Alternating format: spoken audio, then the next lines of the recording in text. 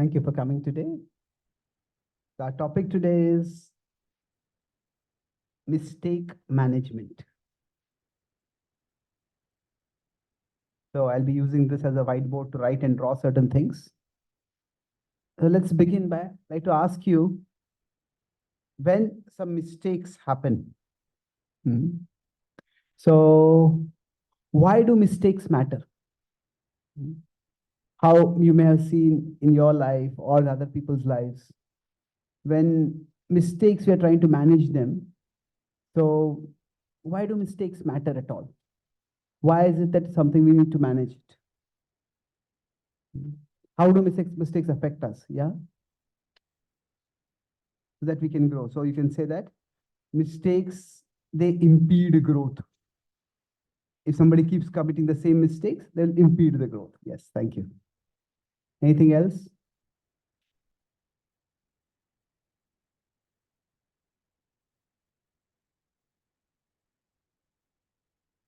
Sorry? Yes, it has. So mistakes, they have consequences. Can you elaborate what kind of consequences might be there? Yes, they have bad consequences. That is true. Generally, when we use the word consequences, it usually refers to bad consequences only. Although the word can be neutral, but normally when you say you'll have to face the consequences, that does not mean that you will be given some award. That's not the reference. But so when there is a mistake, it has consequences. Okay, let's take a step back. Yeah, please. Inefficient. Yeah, sometimes if we have made a mistake, then we have to do the same thing again. So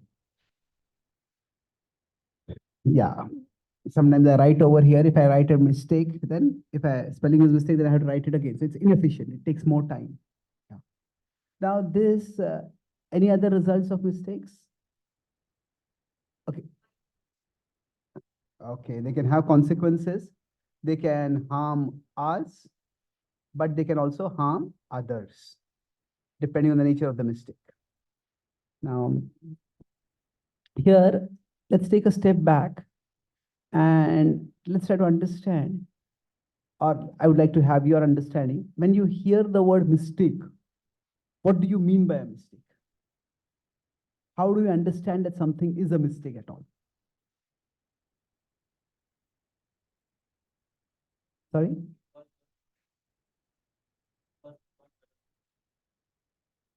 Okay, it was unintentional, then it's a mistake. If it's intentional, then it's not a mistake. That's true. And then it becomes a misdeed. You can say it's not a mistake. You did something like that. Yeah, that's a good characteristic of mistake. Yes. Let's come back to you. Yeah. It lowers our state of consciousness. Okay. Now, this is a good point. This is more of why mistakes matter. That's true. Maybe you want to keep it in such a way that that is also visible. Keep it there somewhere. If it works. Otherwise, you can give me that. We need screen sharing. Not email. I need internet also.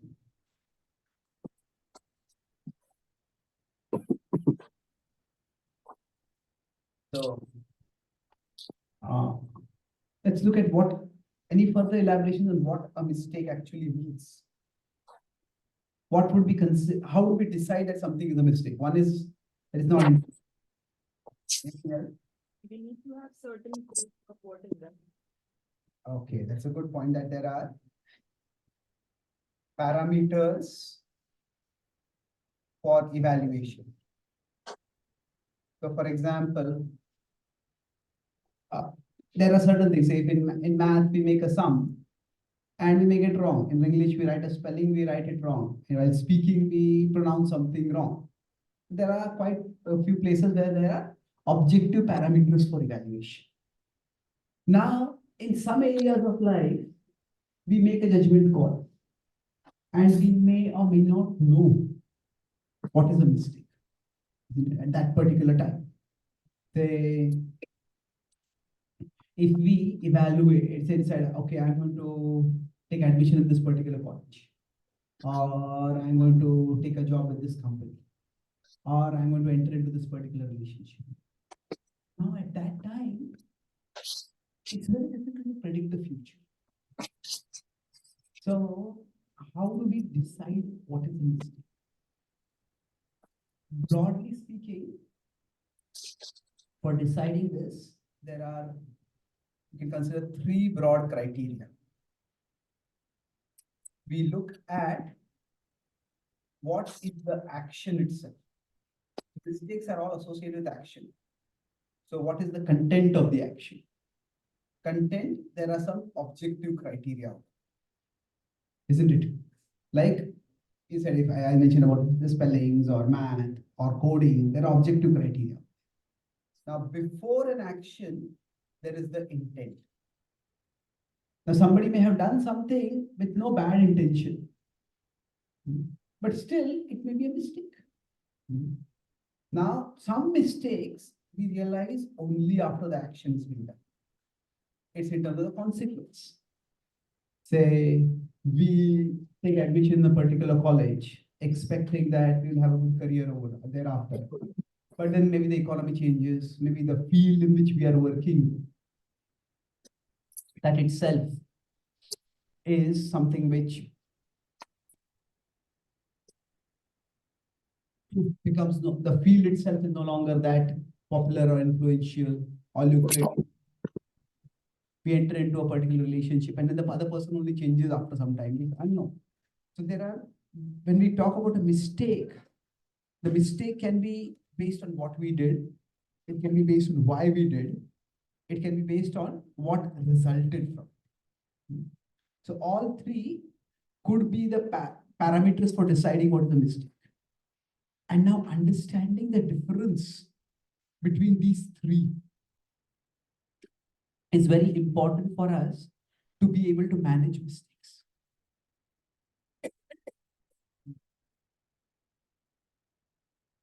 So based on these three criteria for evaluating what is a mistake, we will now look at broadly three causes of mistakes. These are three parameters for evaluating. But so overall, this session, I'll be doing it in three broad parts. First is, we'll be talking about three kinds of mistakes. Or rather, we could say, let's put it another way. I made a mistake over here. Okay. Basically, the whole session is going to be three kinds of mistakes. And we will talk about each mistake and we'll talk about how to resolve that, how to deal with that mistake. So the session could be summarized in two acronyms: fit to act. So FIT, the three causes of mistakes, and ACT will be the three ways to deal with the mistakes. And throughout the session, we can have anytime, if you have any clarification of questions, and at the end also we'll have some time. So at the first level, mistakes happen because of our finiteness. We are finite beings, and there's only so much we can know. So the finiteness is largely associated with the consequence. We can't know in advance what is going to be the result of what we do. We can make some estimate, but we can't know for sure. And the mistakes that arise because of our finiteness, they are some things which we just need to accept. Many times when we are not able to analyze why this mistake happened, and we start beating ourselves up for having made that mistake. And then that can be very unhealthy. So when we talk about mistake management, in general, mistakes will happen with everyone. What actually aggravates the situation is what we do after the mistake. So here we'll try to understand when a mistake occurs, what is its, from where is it originating, and what would be the best way to deal with it. So when I say accept, that no one can ever come to a level of having infinite knowledge. And none of us knows the future. It is the very nature of our existence that we have to make enormous decisions based on tiny information. That's just the way life is. We choose a career, we choose a job, we choose a place to stay, we choose a life partner. We make so many decisions, but how much can we know? Mhm. Sometimes uh, we may exaggerate the difference between different approaches. Say, for example, in the past, say when people form relationships, most of the marriages are arranged marriages. Now, most people have love marriages. Yes, there's a difference. But through either system, one may go. Ultimately, how much we can know about the other person is finite. So, because of this finiteness, which whatever it is, we choose a career, maybe in the past, society was much more hierarchical. So then people didn't have much chance for choosing their careers. Whatever was their ancestors' job, you just do that job. They didn't have much chance for upward mobility, whatever. Everybody is constrained in some ways. And the idea that we can go beyond constraints completely is itself a cause of much distress. So when I say accept, what does it mean? That this requires a certain level of humility. What do I mean by humility? This is we are going to talk about our vision of ourselves. The Bhagavad Gita says in 6.5 that each one of us needs to have a healthy relationship with ourselves. Healthy relationship with ourselves means that we act in a way that we elevate ourselves. If I'm here, so I have a capacity of looking at myself. And when I look at myself, I should look in such a way that I can raise myself, not that I degrade myself. So vision of ourselves, it can go in two different directions. One is, I can do everything. This is unrealistic. If we think I can do everything, okay, maybe I can, but I can't do everything equally well. Some things I'm good at, some things I'm not good at. When if we start, so this is what can be called as ego. I can do everything. And quite often from this one extreme of the pendulum, when we try to do a dozen things and we find out we are not able to do anything, we go towards insecurity, where I can do nothing. I'm good for nothing. I'm worthless. Now, in between ego and insecurity is humility, where the understanding is I can do something. I'm a finite being. As a finite being, I have capacity to do some things. So when I say some things means it could be specific areas, and that I'll come to specific areas we might be having talents in. But in general, say when we are making decisions, we can't know everything about the future, how it's going to play out. But that doesn't mean we can know nothing about it. So I can know some things. And to the extent we can accept that this is going to be my existential situation throughout my life. I will never be in a situation where I'll make all decisions perfectly right. That I will never make mistakes. Sarvarambhahi doshena dhumenagnirbhavata. Gita says every endeavor will be covered by fault. That is just a fact of life.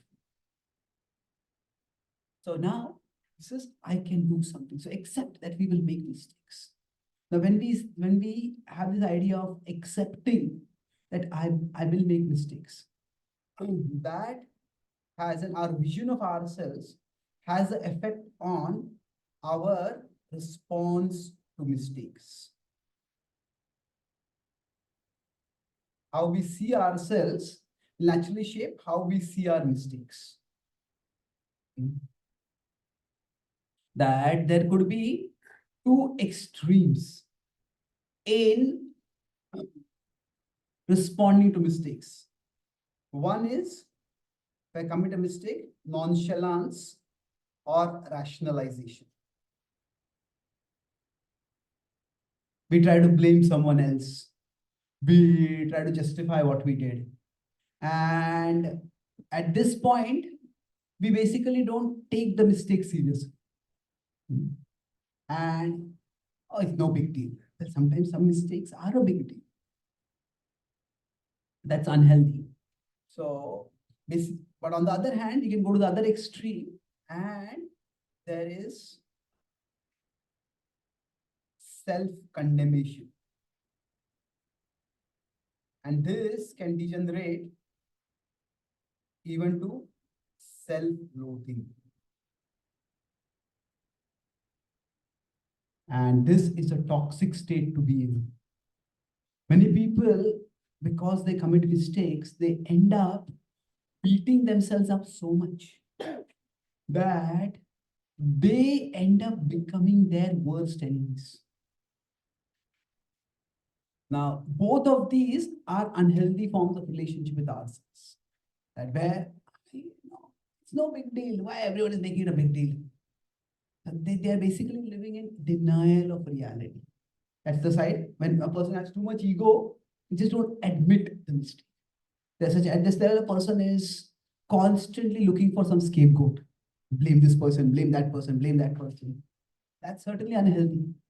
But don't find a scapegoat does not necessarily mean beat yourself up. It's just accept the reality. If we don't do this, the self-loathing can be extremely dangerous. Say, any mistake. We are looking at a mistaken response to mistakes. So suppose a mistake leads to some loss. Now, when loss happens, loss is an event. But how we experience that event inside, that varies. Because the Gita explains that the self is three level.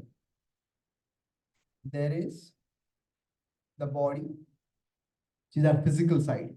And then connected with the body is the physical world, which is where in our actions, we commit mistakes. Beyond the body, there is the mind. And beyond the mind, there is the soul. So events basically occur at the level of the world and at the level of the body. But how we experience them, it happens in our inner world. It is primarily at the level of the mind. So, when there is a loss, we could process the loss in unhealthy ways. One unhealthy side is that we might just play a blame game. Emotions are there in the mind. Emotions arise within the mind, and emotions are a natural part of the human experience. Now, sometimes emotions can deepen our experience of things. Sometimes emotions can cloud our experience of things. Like my understanding is that one is being practical about it. One is you have an emotional response. Even if you know the practicality, your emotions are overpowering your thought process so much that Yes. you cannot see that practical aspect. You know it, but this thing is too strong. Yes, true. We'll talk about processing emotions in the third part. We're going to know three kinds of mistakes. In the third part, I'll talk elaborately about emotions. It's an important point. So now, I won't spend too much time on this nonchalance or rationalization, because we all know that we can't continue that for too long. If, say, I don't study for my exams, I said, no big deal. Sooner or later, it will become a big deal. And it will be evident to me also it's a big deal. Isn't it? So if somebody nonchalant about their mistakes, then the consequences do come at a physical level in the real world. On the other hand, when we go to the other side, when we are condemning ourselves, that time we may not realize it so easily because most of it, the effect is happening internally. So basically, when there is a loss, I could process this loss in three ways. I have lost.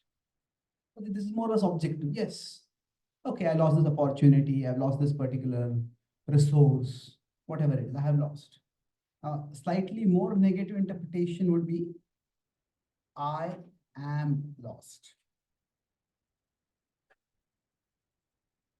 So I am lost means when I have lost, it's like I feel that I have become resourceless. At least that particular resource, it could be opportunity, it could be a job opening, whatever it is, I have lost. But I am lost means I feel directionless. Okay, now this didn't work out. What am I supposed to do? I have put all my eggs in this basket and now this basket is broken. I'm lost. This is a bit more disorienting. But the most damaging interpretation is I am a loser. When we start thinking in this way, this is the place where we become hopeless. And this is very damaging. So now I am lost or I am a loser. So this is something, if we understand, we can completely avoid this. We are never losers. Yes, we may have made decisions which have hurt us, which have hurt others. But the fact is that everybody makes bad decisions. Sometimes some bad decisions may have bigger consequences than other bad decisions. But due to our finiteness, we all will commit mistakes. And this is where we need to be kinder to ourselves. Not be harsh with ourselves and pile on ourselves or beat ourselves up. So accept that this is going to happen. And now this does not mean that we can say we can ascribe all our mistakes to our finiteness. There are that would go in the direction of justification because mistakes can have other causes also. What was the acronym we were discussing for mistakes? Does anyone remember? Fit to act. So the second cause of mistakes is I. I is ignorance.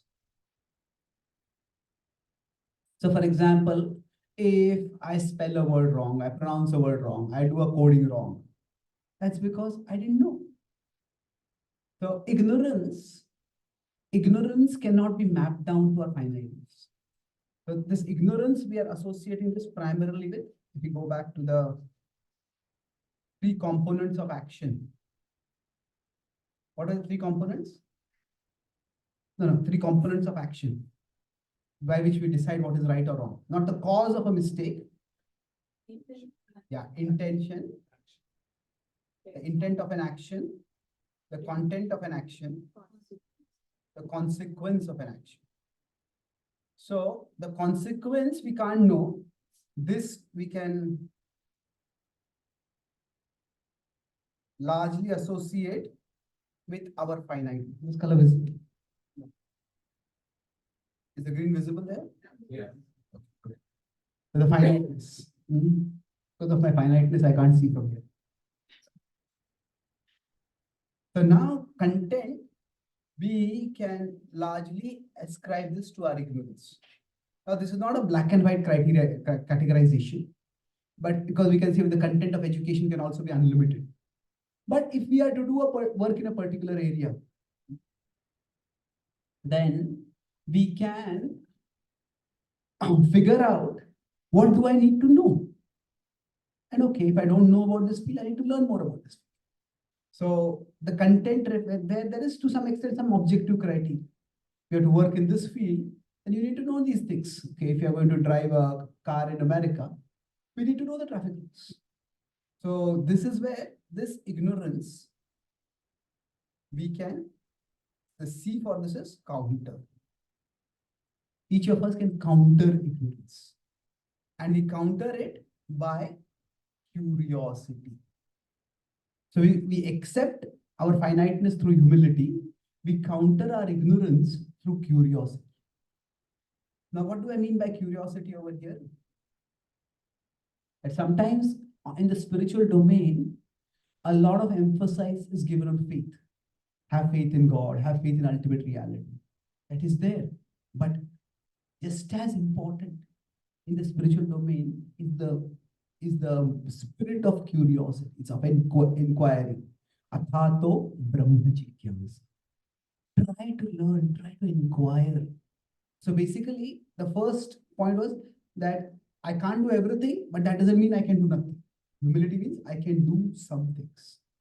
So curiosity means what are the things I can do?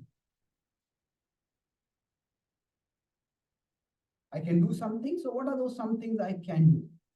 So if say I am here in this world, then with my curiosity, I can look at myself and understand. I can look at the world around me and understand how does the world function. So basically, ignorance can be about our own abilities, our own, we can have abilities, we can also have liabilities, but ourselves, self-awareness, we can come to know about our own limitations. Say some people may be good at music. Some people, when they play music, everybody wants them to continue playing. Other people, when they play music, everybody wants, when are you going to stop? Isn't it? So some people are just not good at some things. There's self-awareness. So this cannot be boiled down to simply our finiteness. Yeah, we are all finite beings, but as finite beings, we are good at something. We are not good at some things. So our abilities and our liabilities. We try to understand this better. So we need to take a look at ourselves. And similarly, we look at the world around us. And in the outer world, we look at what are the opportunities, what are the challenges, what are the pitfalls, what are the threats. So in the Bhagavad Gita in 1830, Krishna talks about how there can be intelligence that perceives things clearly. Pravrittim cha nivrittim cha karya karye bhaya bhaye. Bandham moksham cha ya vetti buddhi sa partha satviki. Because once our intelligence is well situated, then we can understand, okay, what is it that I'm gifted to do? What is it that is not my gift? Now, what is the situation that I am in? Which action will get me into trouble? Which action will get me out of it? So, karya karye bhaya bhaye. So this, we need curiosity. Just observe ourselves. When we commit a mistake, we don't have to immediately either beat ourselves down that we made the mistake, nor start defending ourselves. Okay, was this something which I could not have known at all? Say a doctor prescribes a particular medicine to a patient, and the patient's condition becomes worse, and it was due to some side effect. Now, maybe there is no research paper anywhere that has been published which talks about that particular side effect. Then you can say that's our finiteness, and we take medicines. We don't know what the results are. But could it be that maybe there is something published somewhere, but his doctor was not aware of it? Okay, then if I'm going to use some treatments or some medicines, then I have to be aware of these things. But sometimes we use certain devices. Say with a particular device, we might use a particular cable, and the cable's charging is much more than the device capacity, and the device gets burnt. Oh, okay, this is different cable, we have different charging capacities. We come to know about it. So by this, when we develop this spirit of curiosity, we can minimize our ignorance. We cannot remove ignorance completely, but we can constantly counter the ignorance that we have. And this is where curiosity keeps us in a mood of learning. That when we have curiosity, what does curiosity means? Curiosity is, in one sense, it is very much related with humility. Humility means I can't know everything. I can't do everything. Hmm. But curiosity, in one sense, how is it related? It is that there are things I know, there are things I don't know. Now, humility means I'm ready to acknowledge that this whole category exists. Otherwise, if we lack humility, we'll just devalue or denigrate somebody who says, okay, you don't know. So they acknowledge. But curiosity means, okay, learn about it, be eager to learn. And in many ways, our current educational system, it focuses a lot on providing us this knowledge. The curiosity of how to function in the world, what technical skills do we need to learn so that we can earn a living, so that we can make it big in the world. That kind of technical education we are given a lot. So this is our modern education. It channels our curiosity very well. But the education about ourselves, what are my gifts? What are my particular talents? This particular thing, we don't get it much.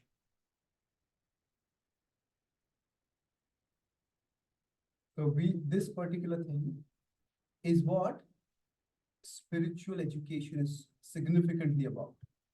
That becoming more and more self-aware. So curiosity has to be both outward and inward.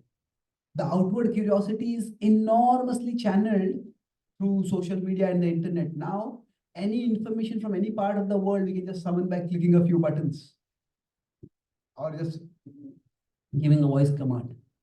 But the information about the inner world, that is something which no one else can provide us. We can't just summon it by clicking a few buttons. We need to develop that self-awareness. So the first was I talked about a healthy relationship with ourselves. But just like if we are want to develop a relationship with someone, what do?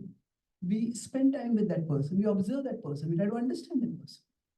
So like that, we also need to this curiosity. Direct curiosity can be directed outward and inward, and both are required. So when we direct the curiosity inward, this is where we need to spend time with ourselves. Now, what do we spend time? Spend time with ourselves. We're always spending time with ourselves. Well, we may be with ourselves, but we may not be observing ourselves. We get carried away. So observe. So this may require some practices like journaling, introspection, where we try to understand ourselves better. So one of the ways to find out what our to learn more about ourselves, what our strengths are, what our abilities are, what our liabilities are, is that basically we can look at our actions. That is, the Gita talks about our karma and our guna, our inclinations. So basically, in terms of our actions, among the various things that we do, what are the things that we are good at?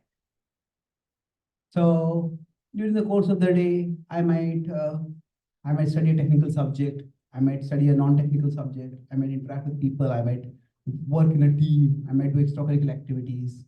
So whatever we are doing, we can look at, okay, which are the activities I am good at. And then if you have the inclination of something, which are the activities we feel good doing. So what are the activities that I am good at? Quite often this depends on the feedback from others. Hey, you really do this quite well. And the first might be just, we look forward to doing it. If in the course of a day, what is that I look forward? Now we are thinking, okay, not just I look forward to watching movies. That is something which we need for entertainment or a break. Really, in terms of we all want something meaningful in our lives. So if we consider these to be two components, ideal would be if we can find something in between these two. That will be our area of primary strength. That is where we can find our driving purpose in life. So this curiosity directed inwards can help us get better self-understanding. And that brings me to the last part. What is the acronym we are discussing? Fit to act. So T is the third kind of mistakes. They happen because of thoughtlessness. That we are impulsive. We just acted on this in the rush of blood. We speak things, we do things. So this we can terminate. It is very much possible to minimize and even remove thoughtlessness. This does not mean again that we will never commit mistakes, but at least those mistakes will not be because of thoughtlessness. We thought things true, but sometimes things don't work out. That's just the way of life. And this can be done especially by spirituality. So how does spirituality help us to avoid thoughtlessness? This is where if you go back over here. What is thoughtlessness? Thoughtlessness means we just act without adequate thought. One mistake could be because we just can't see the future. Another mistake because I just don't have the skills. I didn't know how to do it. Say, for example, if I make in an exam, I make a mathematical mistake. I make a mistake in calculating a particular sum. That could be because I didn't pay attention. Or that could be I didn't know how to solve this particular problem. So I just guessed it. So if it's ignorance, we can counter the ignorance. Thoughtlessness, we can become more attentive, we can become more aware, more careful. So in general, this thoughtlessness, in terms of intention, we can try to terminate. I don't want to have any unhealthy intentions. Most of us don't think we have bad intentions. But sometimes we may rush through an action like a cricketer, a batter who's batting. They're leading the team to victory. Now they could just hit the ball, take one run and win the match. And they try to go for glory. And they get out. And the subsequent batters get out and they lose the match. So we don't have to necessarily so the ill motive is not that they wanted their team to lose. But the thoughtless motive was, okay, I don't just want victory, I want glory. And in seeking glory, we might lose the glory, we might lose the victory also. So sometimes we may value less important things far more than more important things. And that way, in that case, when we are thoughtless, that's what happens. See, in general, let's explore this word thought, and then we'll explore the word thoughtless. Before we understand what we're going to do about this. Now, I will use the word thought in two different sentences. And you can tell me if there's a difference, and there's a difference, what is exactly exact difference? I just got a thought. And I have given this a lot of thought.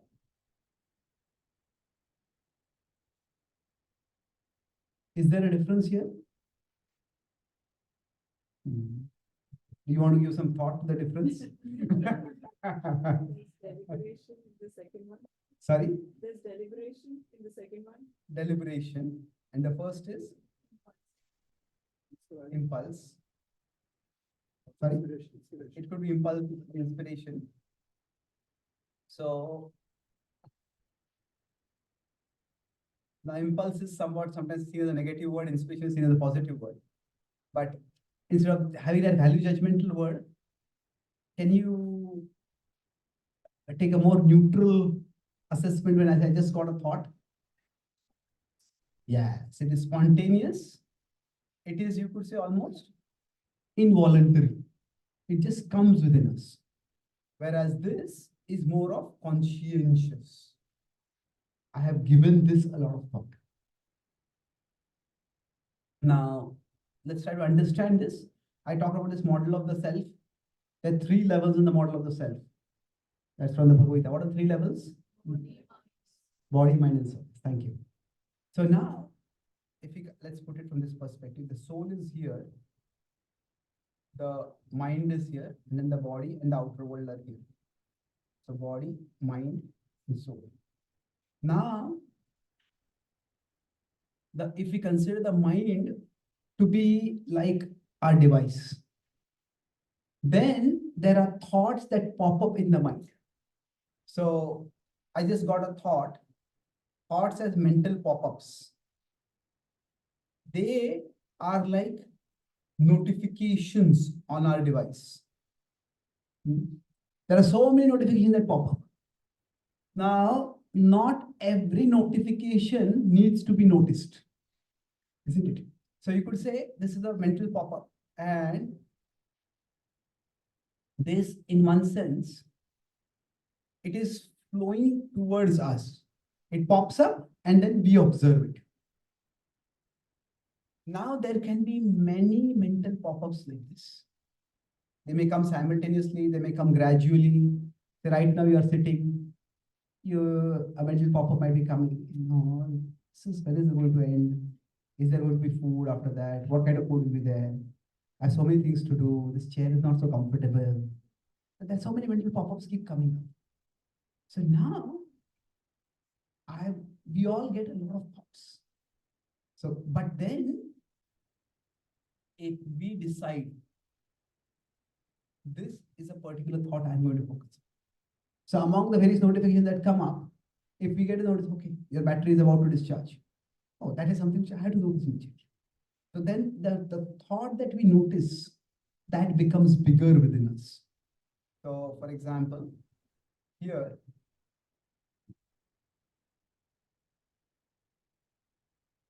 if you put this, then one thought that starts becoming much bigger.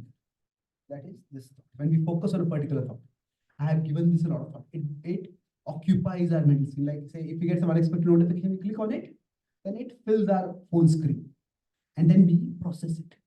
So this is the idea of I have given this thought, given this a lot of thought.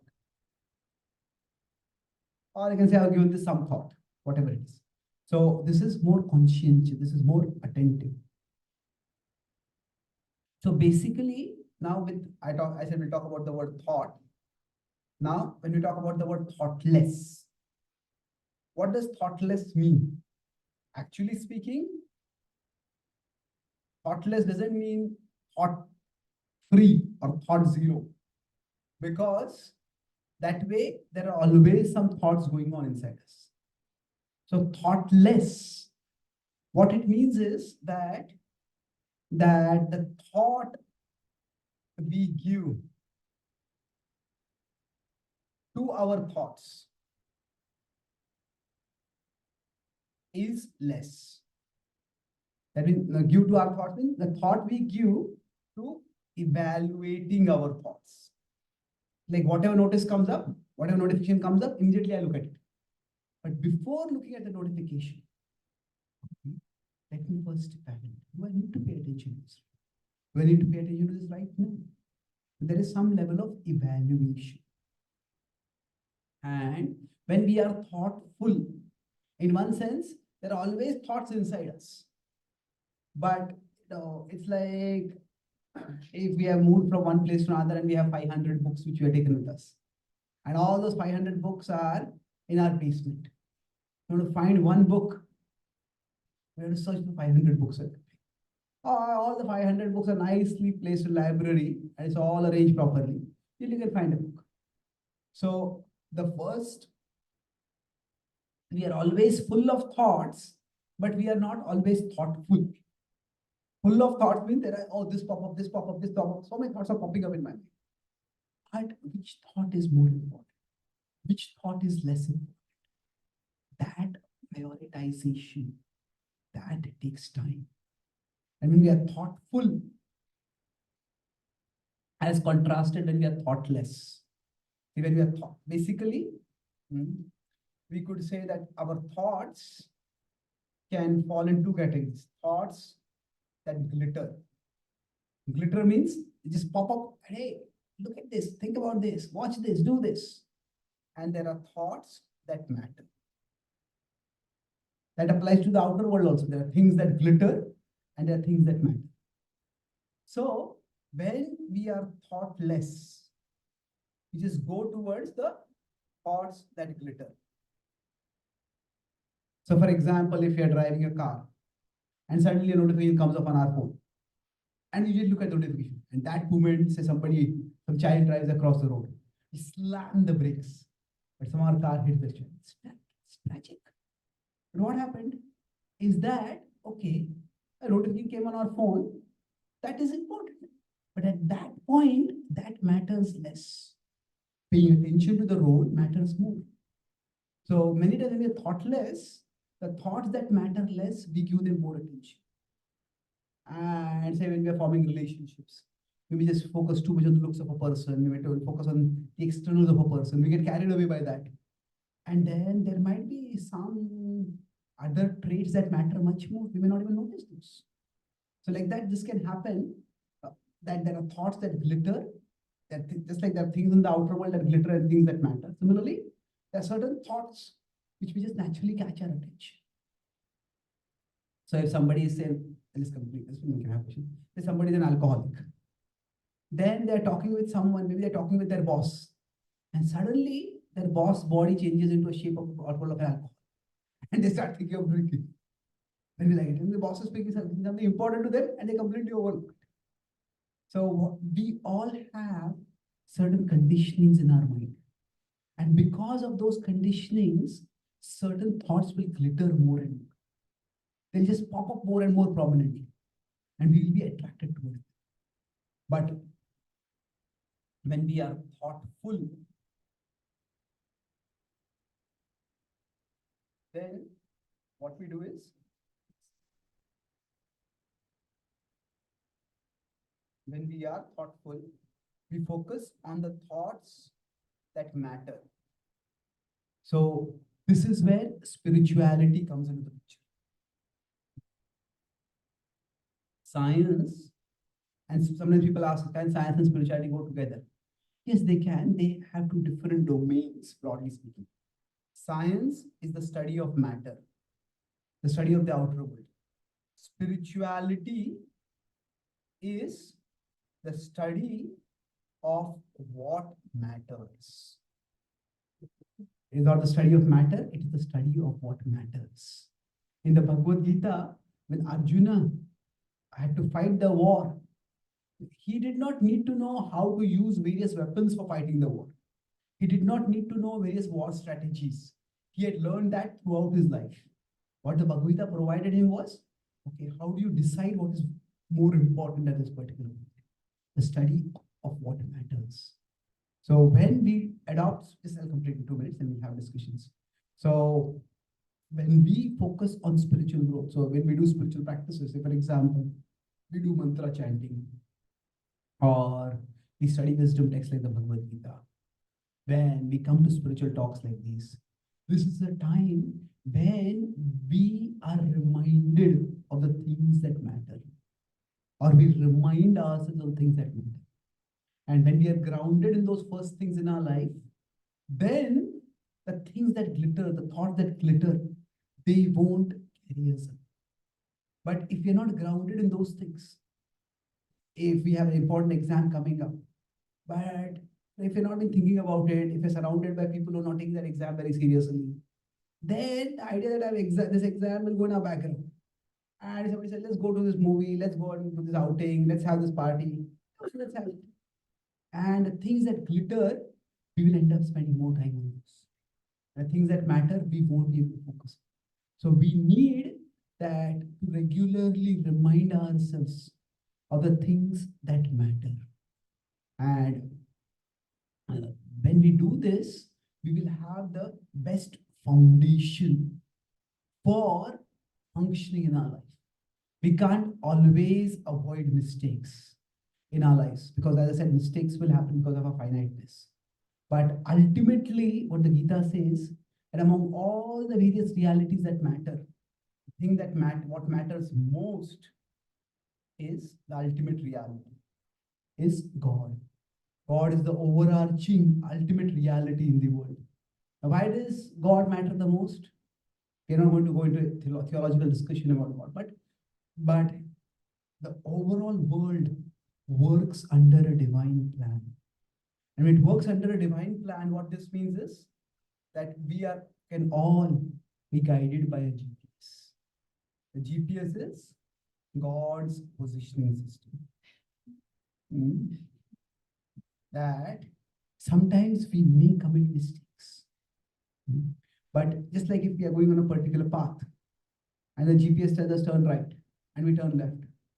Now what does GPS do? GPS reroutes it. Does the GPS say, you didn't obey me, get lost?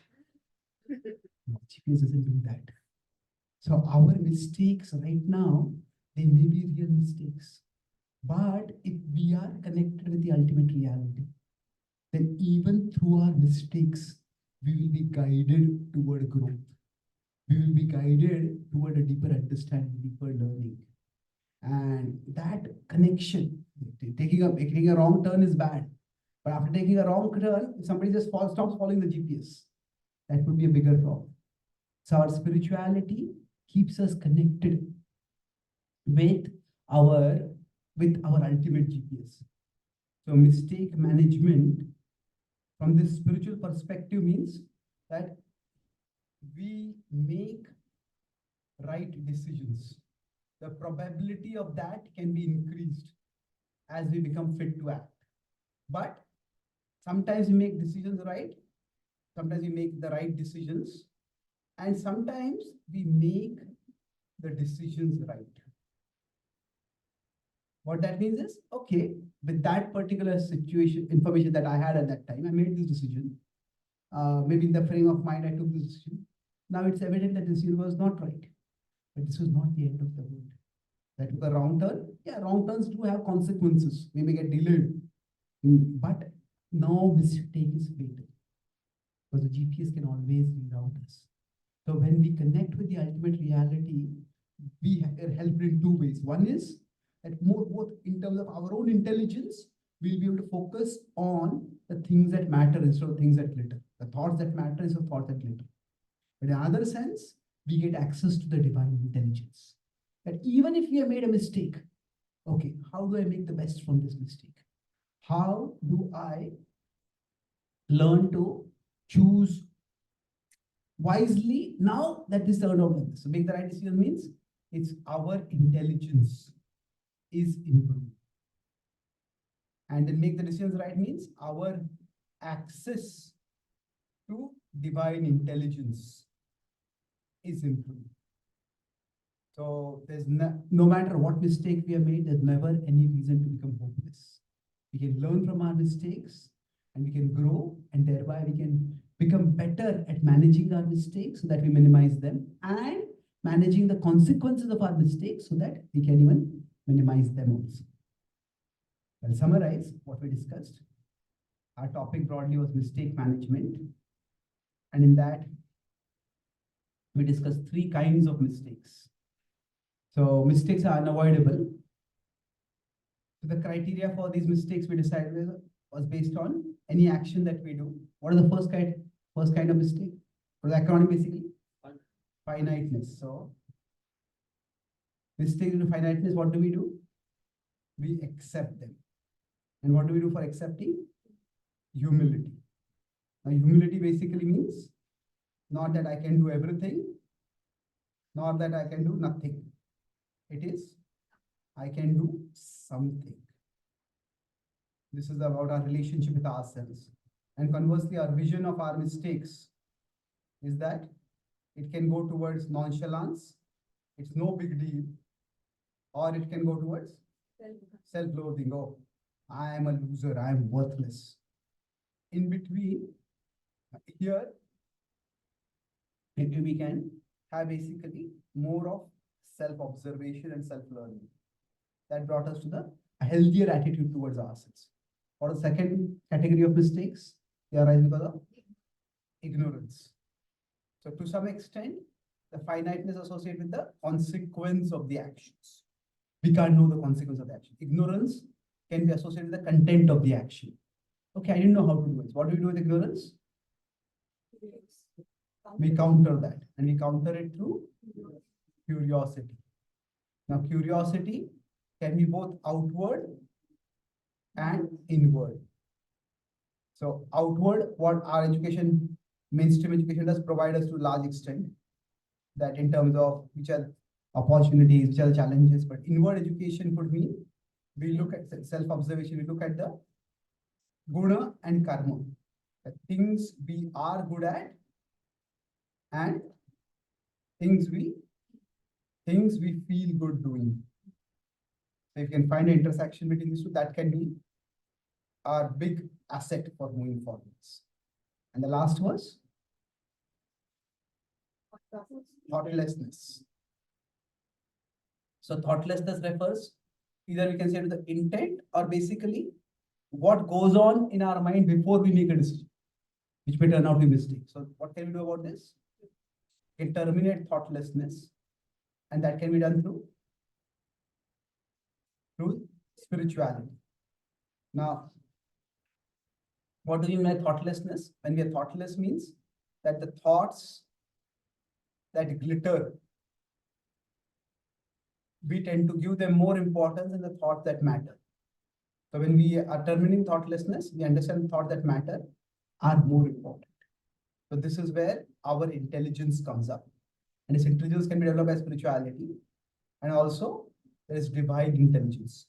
That okay, I made a mistake, but that doesn't mean everything is doomed. Because if I stay connected with the ultimate reality through practices like meditation, then I understand that, okay, I may be in a bad situation. I may have got myself in a bad situation, but I'm not abandoned. I'm not alone. I'm not rejected. This is, we have God's positioning system, and we are always connected in that system. And from wherever we are, we can find our path forward. In this way, each of us can make mistakes less. We can make the right decisions, and then we can make the decisions right. So both ways, we can become better at managing mistakes. Right decisions and the decisions right. So thank you very much. Are there any questions or comments?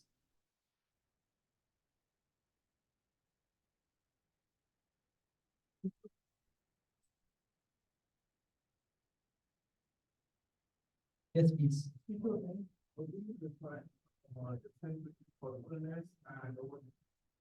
Okay. How do we define differentiate between thoughtfulness and overthinking? It's interesting that in the last 3 days, I've been asked the same question 6 times. It's different people. Of course, I've been asked this repeatedly, many places, but in the last few days, it's interesting. See, there's overthinking and there is a deep thinking. And both, they share a feature. The feature is our mind tends to think a lot. So now think a lot can be constructive or it can be non-constructive. So when there is overthinking, basically what is happening is the mind is just going round and round and round and round, but it is not coming to any clear understanding. So if it is coming to a clear understanding, this is deep thinking. But it's just going round and round and round on the same track and not getting anywhere at all. This is overthinking. So basically, when you say thoughtfulness is directed. It is directed towards going deeper or going broader. Basically, at the end of thoughtfulness, we get a clearer understanding of things. But when we are overthinking, just going over the same mental tracks again and again and again, and we don't get any insight at all. Now, from the Bhagavad Gita's perspective, there are the 3 more that are talked about, 3 gunas. These are like 3, if you're riding a cycle, some cycles run in different gears. So we could say there are 3 different mental gears. Our mind can function in 3 different mental gears. So there is sattva, there is tamas, and in between there is rajas. So basically, some people make things happen, some people watch things happen, and some people wonder what happened. So the three broad categories of sattva, rajas, and tamas. So basically, when we are in tamas, we are just caught by our thoughts. Not just caught, we are trapped by our thoughts. But when we are in sattva, so this is where overthinking happens. This is where Krishna talks about intelligence or other determination in the mode of ignorance. Ya swapnam bhayam shokam vishadam madameva cha navivanchati durmedha. Dritisa partha tamasi says that. Where a person just in daydreaming, moroseness, self-destructive thought patterns. So, but when we are in sattva, we can go deep into our thoughts and then we can come out of our thoughts also. We're not caught in them. So basically, there is a sense of self-awareness. So generally, if we want to, if there is some issue troubling us, then the best way to ensure that our thinking is deep thinking and not overthinking is to allot some quality time. So maybe on a weekend when we have some time, do some praying or meditation, some deep breathing, do something which will get us into a calmer frame of mind, and then sit down and engage with that issue. Maybe write things down, write down whatever thoughts are in our mind, then analyze them into pros and cons. And then basically, if we create an environment of support, an overall mood of reflectiveness within us, then that thinking will be more and more productive. And then after that, put it aside. And during the week, if it's an ongoing issue, maybe we are going to decide, should I pursue this career? Should I enter into this relationship? Like big decisions we all have to make in our lives. Then constant thinking about these big issues is not very helpful. Because generally, while functioning in the world, we are either in rajas or tamas. And that time, if we start grappling with big issues, just exhaust ourselves. That's the time when our thoughts just keep going around and around. So what we do is, maybe we decide every week I'll spend some time on this. So first, put some quality time, analyze the issue, write things down, and then during the course of the week, if again our mind starts gravitating toward this, oh, should I do this or not? Should I do this or not? Then just look at, we try to keep the summary points that we have accessible. See, am I getting some new thought right now? If I'm getting some new thought, note it down. Don't think about it. Because that is not the time to think deeply. We'll just get caught and we'll get lost. But then note it down, and then at the end of the week, we look back. Okay, this is what is this framework I had created for evaluating. Now, where does this fit in? There's some new information that I have to consider. Then some addition to a previous perspective that I'm considering. So that way, what we do is, when we have these big decisions to make in our life, sometimes they can just put us in a state of a mental fog. It can all seem so big that we just can't perceive anything. The constant fog, then we just become paralyzed. I can't move forward. But then, now, once the fog is dissipated, that doesn't mean the path is clear. The fog is what is created in tamas. In sattva, the fog is dissipated.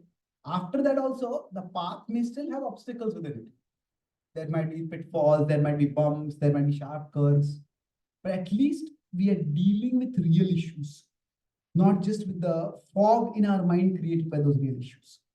So generally, try to address things in sattva. And at the end of a period of engagement with an issue, if we feel a greater sense of clarity emerging, or at least some progress, even if sometimes clarity may take some time to come with respect to big decisions, but at least we are making some progress, some headway we are making, then that means that it is deep thinking, it's not overthinking.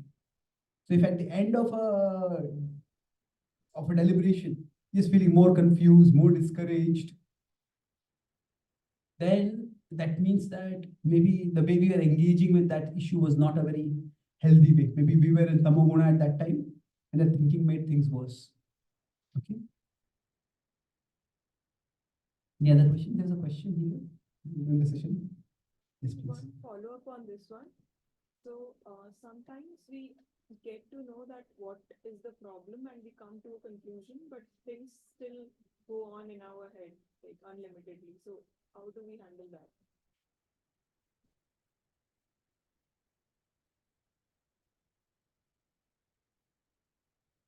The mind does not have an off switch.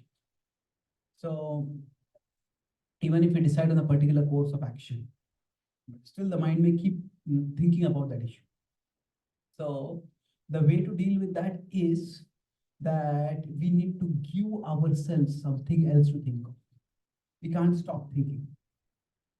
It's like say, if we are in a room with some person we just don't like, and maybe we are caught in the elevator with that person, and the elevator is a long drive up, and maybe inside the elevator our phone also doesn't work.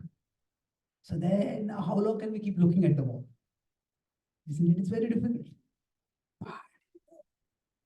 Say we have to go 25 stories up. And then we are wondering how we're going to spend 25 stories with this person. And then we go to the third story, some other person comes into the lift. We can start talking with that person, and then our focus is not just on neglecting the other person. So, like that, for us, we can't just neglect thoughts. We can have the intention of neglecting thoughts, but we need to have some other thought. What applies to people also applies to thoughts. So sometimes we may have to create that resource beforehand for ourselves.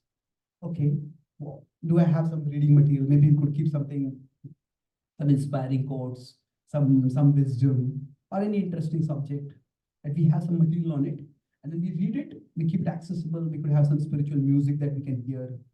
So basically, with respect to thoughts, thoughts can't be driven out. We focus too much on driving out a thought. What happens is we're still dwelling on the thought. We dwell on thought as the thought has become bigger and bigger. They cannot be driven out, but they can be crowded out. So if we bring some other thought into the mind, then that thought automatically becomes smaller and gets out. So after we have made a decision, then about a particular issue, then give ourselves something else to think about. Thank you. Yes, please.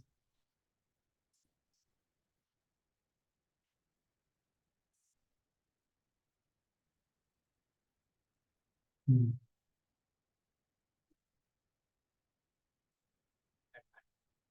But then that was really dissatisfaction because of the that the thing that Victor was excited. Okay. Now I'm able to see that matters, but then like Okay. I'm not there. Like I Good feel point. Yeah. myself. So see, there is life, there is disciplining ourselves. That's one side of it. But there's also negotiating with ourselves. Both are required. Disciplining means this is what I'm going to do and this is what I'm not going to do. But we can't make ourselves our slave. For example, the Gita talks about the mind, and it says the mind can be our enemy. But if somebody is an enemy, you can just shoot the enemy. The Gita doesn't say destroy your mind. It says transform your mind into your friend. It is not saying make your mind your slave. So there are some issues with this particular, there will be a categorical no. So our mind may say, okay, let's try out some drugs. Everybody's doing that. But maybe, everybody's doing that, but what is the consequence of that? There's no need to get involved in that. Something is just a category, nothing doing. So, but there are some areas, as you said, that the conditioning might be there and you might not be able to say no. So it doesn't have to be necessarily a 1-0 kind of thing. So, okay, this is where I am. This is where I want to be. So for example, say I decide that, I have so much to do in my life, I would like to sleep less and do more work. But if I'm sleeping, say 8 hours, I decide I'll sleep for 4 hours. If I sleep for 4 hours for 4 days, after that I'll sleep for 24 hours. Or even those 4 hours, if I sleep, I won't be functional for the rest of my life. So basically then, there are some areas where we need to negotiate. Negotiate means basically what? The Gita says in 6.25 and 26. With respect to mind manage, initially, small steps, gradually. So create small steps for rising. So gradually we can do that to that level. You don't have to necessarily think that the only way to get there is if I'm here, then from here I had to take a huge jump to get there. I try to take a jump, sometimes what happens is I go up and then I go further down. And I become so discouraged that I don't even try to do the things which I can do. So if we find that sometimes certain ways we want to function, we are not able to function. Say if we spend a lot of time on social media and it's all waste of time. But then we all need some breaks. We can't just be working all the time. Our mind also needs breaks. So then we might decide, okay, maybe I can have some healthier breaks that maybe I can hear some spiritual music, maybe I can go for some walk in nature. Or even if I have to use social media, I can decide, okay, these are the times when I use it. We can create some boundaries. It doesn't have to be like a categorical one or no. Yes or no, 1 or 0 kind of thing. So we need to negotiate with ourselves.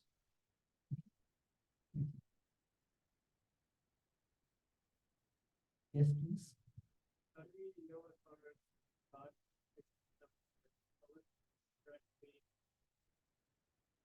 If our which God's position system is correct, well, there is no straightforward way to know this. The point is that if we look at our lives right now, if we look back at our lives, we all can find out some things in the past which at that time seemed to be mistakes or that time seemed to be tragedies. But those took us forward. Those gave us some ways which we could move ahead. Some of you noticed when I came in, I need crutches for walking. So when I was 1, I got polio. And I was walking normally. At that time, I fell down. I could never walk normally after that. I don't remember that. My parents told me afterwards. But my first memory of that is that some neighbors had come to our home and they were consoling my mother. It's so sad your son got polio. And I remember mother's voice very clear and confident. Whatever he lacks physically, God will provide him intellectually. As probably 2.5 or 3, I don't even know what intellectual science I had shown at that time for my mother to show that. But somehow that created a big impact within me. I couldn't play most of the time like the way other kids would play the physical games. But I identified myself with my intellectual side much more. And that's how I was able to move forward and develop myself in that area.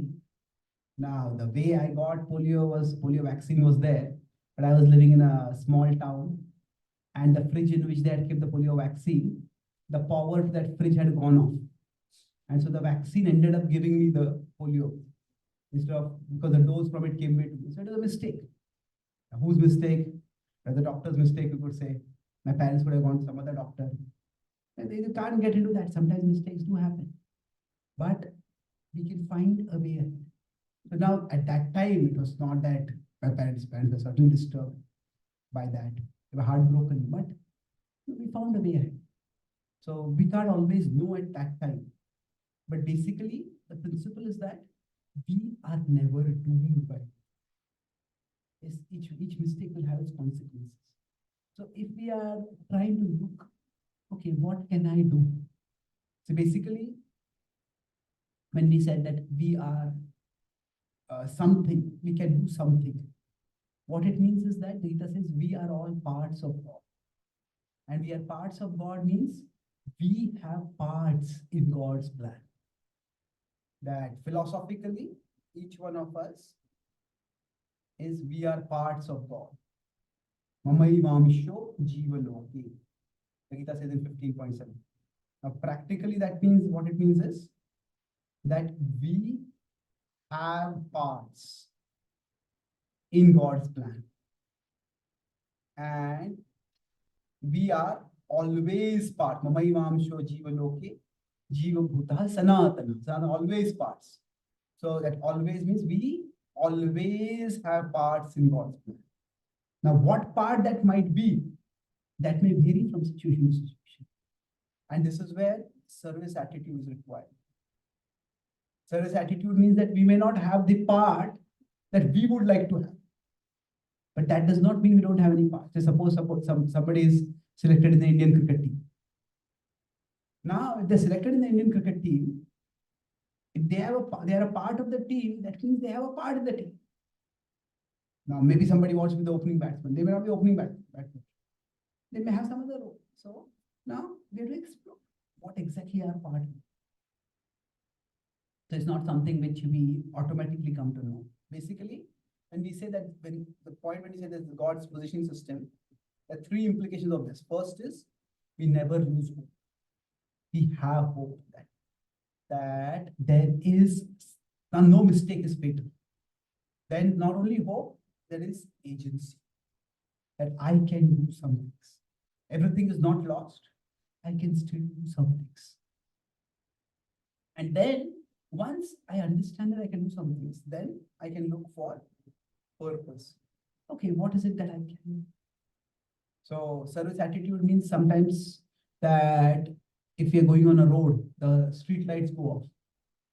And the street lights go off, we can't turn on the street lights. We don't have that power. But we can turn on our flashlight. So flashlight means, okay, you can show me one step ahead. It may not show me the full path, but I take that one step ahead, the flashlight shows me the next step. So service attitude means focus on what can I do to make things better. I do it in a mood of service. That what service attitude does not mean is, why is this happening to me?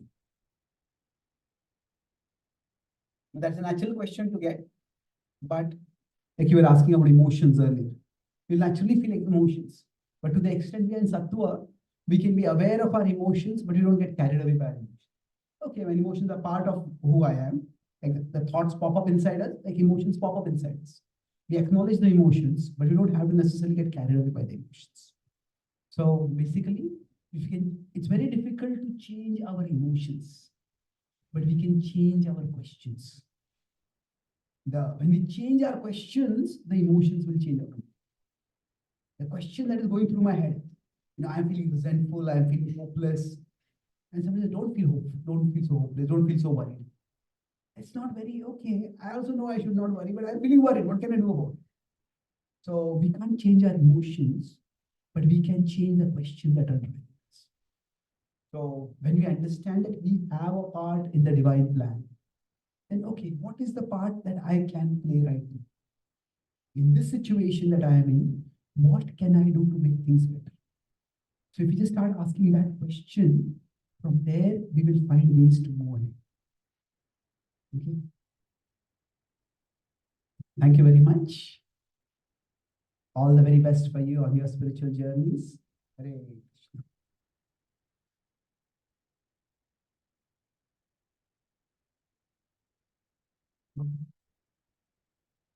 So I have written a few books in case any of you would like to have a look. This is a small book on the Ramayana, living the Ramayana.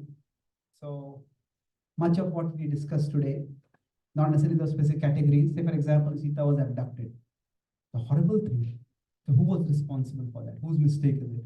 Or how do we manage it? What did Sita do to respond to it? How did Ram do to respond to it? Lakshman did. So life lessons are drawn from various incidents in the Ramayana. And this is a set of 366 quotes inspired by the Bhagavad Gita. So jealousy makes us very good at counting blessings of others. So God can work on us even through the things that don't work for us. Focus on God's ability, not on our liability. It's something similar to the question that you had asked. So hold our plans lightly, hold our Lord tightly. Those who can't face books, seek shelter in Facebook. So each of these is a quote inspired by one verse from the Bhagavad Gita. It's not the Gita verse, but a quote inspired by the verse. It's a quick way to have something, some spiritual substance to contemplate if you like. And it's also, if you Google these quotes, it may take you to my website where there's an article further explaining the quote as well as explaining the Gita verse on which it is based. But even without that, this course is self-explanatory. So any of you would like to have these, you are available. And I have a couple of websites to mention. Is one of the websites, geetadaily.com. Here every day I have a 100-word reflection on the Bhagavad Gita. So you might want to connect with that if you like. There's another website called The Spiritual Scientist. Here, almost 8,000 questions have been answered, and many questions about spirituality, practical or philosophical, they are addressed from a rational perspective. So both these resources are available online. Thank you very much. Hare Krishna.